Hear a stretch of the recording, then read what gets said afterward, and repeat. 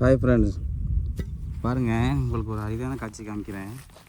இங்கே பாருங்கள், அதாவது எத்தனையோ லட்சக்கணக்கில் ஏக்கர் இருக்குது. ஆனால் ஒரு சின்ன இடம் தான். அந்த சின்ன இடத்துல மட்டும் யாரோ ஒருத்தவங்க கருப்பு கோணி வச்சுருக்காங்க பாருங்கள். அதை பார்க்குறதுக்கே அவ்வளோ ஒரு இதாக இருக்குங்க.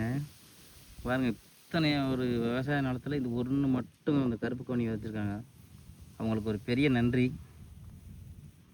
பாருங்கள்,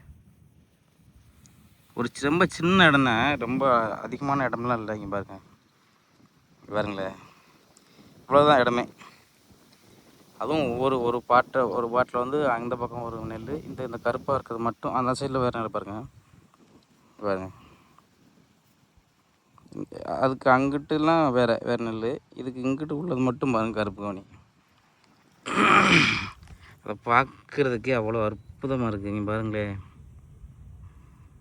அடா அடா அடா அடா அடா அடா.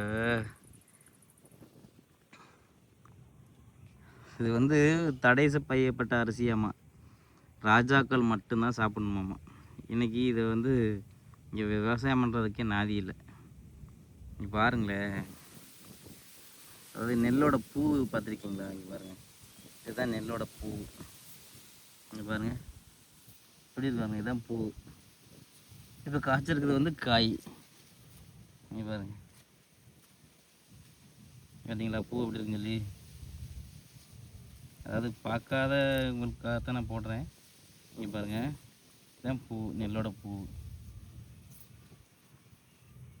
எப்படி இருக்கு பாருங்கள். இதுதான் வந்து கருப்பு கவனியோட பூ, நெல் பூ. இங்கே பாருங்கள் எப்படி இருக்கு பாருங்கள். வேறு லெவலில் இருக்குதா? இங்கே பாருங்கள்,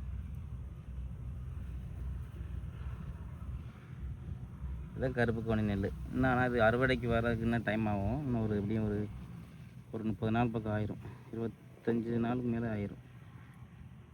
ஏன்னா தண்ணி கிடக்கு உள்ள, நல்லா அதெல்லாம் காயணும்.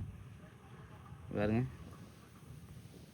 தண்ணி கிடக்கு, இதெல்லாம் காய்ஞ்சி அதுக்கப்புறம் தான் இருக்கணும். இன்னும் நெல் முத்தாமல் இருக்குது. ஒவ்வொரு பக்கம் இன்னும் அந்த பாருங்க, இதெல்லாம் வந்து இப்போ தான் வந்து வெளியில் வந்திருக்கு. இது வந்து முத்தி பால் பிடிக்கிறதுக்கெலாம் இன்னும் டைம் ஆகும். நெல்லோட பால் யாராவது காமிச்சு பார்த்துருக்கீங்களா? இங்கே பாருங்கள், இதுதான் நெல்லோட பால். இதுதான் நமக்கு அரிசியாக வருது. காமிக்கிற பாருங்க,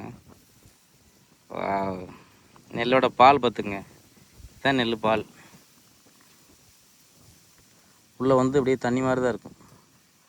அதுதான் நெல் பால் பிடிச்சிருக்குன்னு சொல்லுவாங்க நம்ம கிராமத்தில். இது விவசாயம் பண்ணுறவங்க அப்படி தான் சொல்லுவாங்க, இப்போ தான் பால் பிடிச்சிருக்கு அப்படின்னு சொல்லிட்டு. இப்படி பிடிச்சி வந்து பாருங்க, இதுதான் நெல்லோட பால். இதுதான் அரிசி. இதுதான் அரிசியாக மாதிரி நம்ம சாப்பிட்றோம். பாருங்க,